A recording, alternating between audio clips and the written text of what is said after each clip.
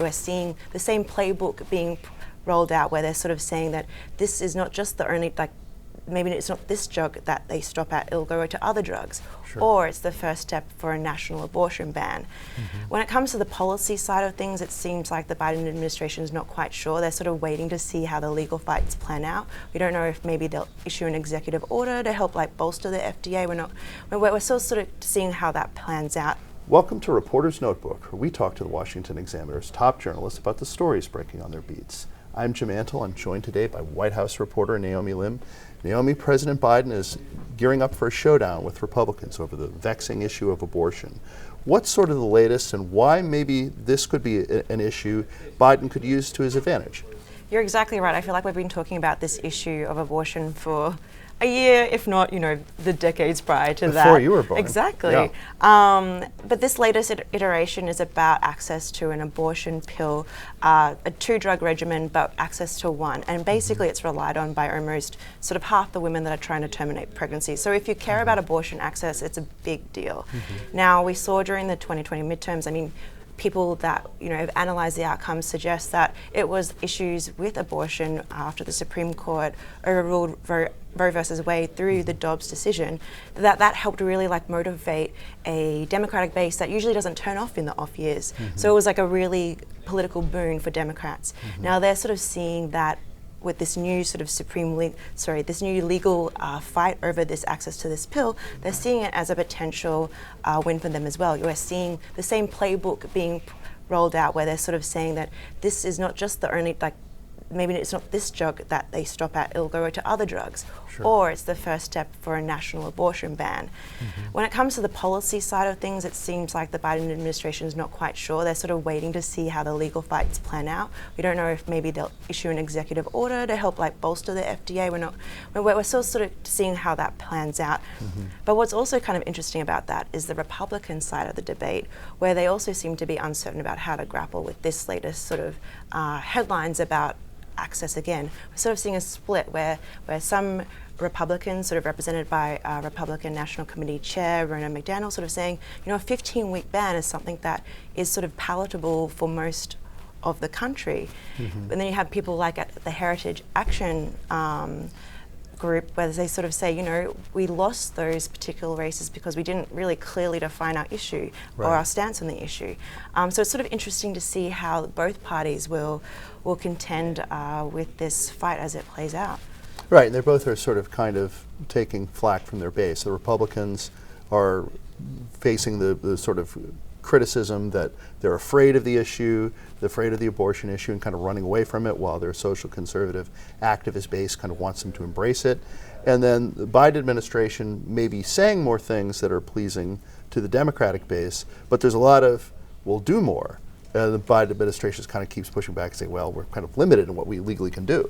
Exactly, and I think the perfect case study that we'll see will be in Florida, where Governor Ron DeSantis, who is highly speculated to be a presidential candidate, and if he were to run, one of the more competitive candidates against former President Trump, he's sort of grappling with whether to change his state's 15-week ban to a 6-week ban. And so I think that's that perfect demarcation of what will do well in the primary might not do so well in a general election, particularly when Republicans last cycle really struggled with suburban independent voters.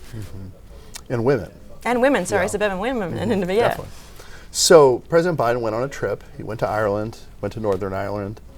Did the trip go well? I mean, it was against the backdrop of some, national security leaks, exposing some discussions with foreign governments. But this is a somewhat familiar place, at least ancestrally, for the president. How do we think the trip went? Yeah, you're right. He went to Northern Ireland and Ireland to basically celebrate or commemorate, I should say, the 25th anniversary of the Good Friday Agreement.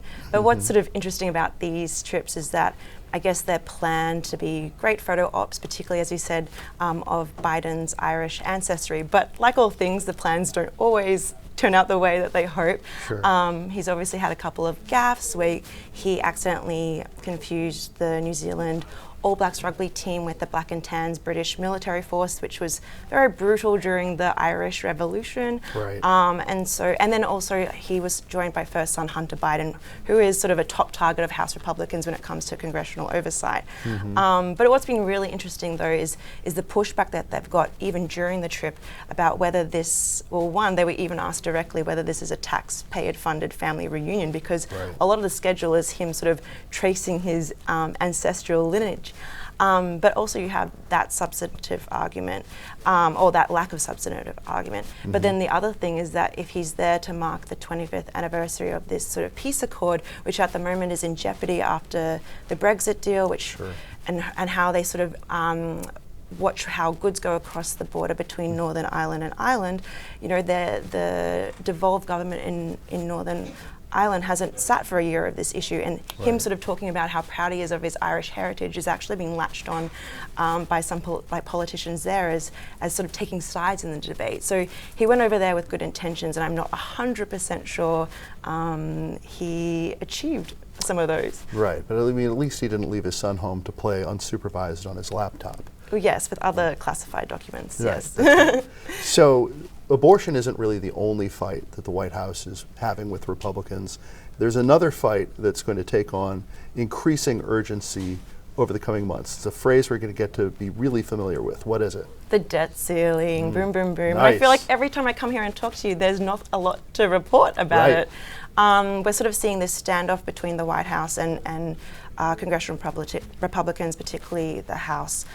Basically, Biden wants the debt ceiling raised without any conditions. House Republicans want some spending cuts, and they're sort of talking at cross purposes where, and a lot of it's procedure, like Biden wants the House Republicans to produce their budget, and then we're seeing like a lot of sort of confusion from the House caucus about what they actually want to put forward. And that's something that I've actually found most interesting in the recent weeks, where, you know, Democrats are often caricatured for being in disarray. Right. And it's now a hashtag. It's a hashtag. Yeah. And now we're seeing the White House sort of flip the script on that with House Republicans. We're sort of seeing the 5 families within the conference sort of really putting out different, or there's no agreement on what they want to see cut, if that's so important for them. Right. And then we're also sort of seeing that play out behind the scenes, where there are reports of Kevin McCarthy sort of blaming House Majority Leader Steve Scalise for his leadership on the issue, as well as House Budget Committee Chair Jody Arrington. And so that sort of disarray is sort of playing into the hand of the White House, who want to appear like the grown-ups in the room. We're still seeing how things will play out. I mean, they're coming back from recess. I'm hearing whispers that maybe there's some sort of agreement with a 7-month limited raising. Sort of a temporary extension to buy some time. Exactly, but I feel like that might not be agreed to until the very last moment, unless they think that they can get some extractions from the White House. I think reps ruined is a more alliterative hashtag to go with Dems in disarray. Have you been workshopping that? You're my first. Oh wow, thank you for that honor. Thank you, Naomi. You can read Naomi and the rest of our political team's coverage at washingtonexaminer.com.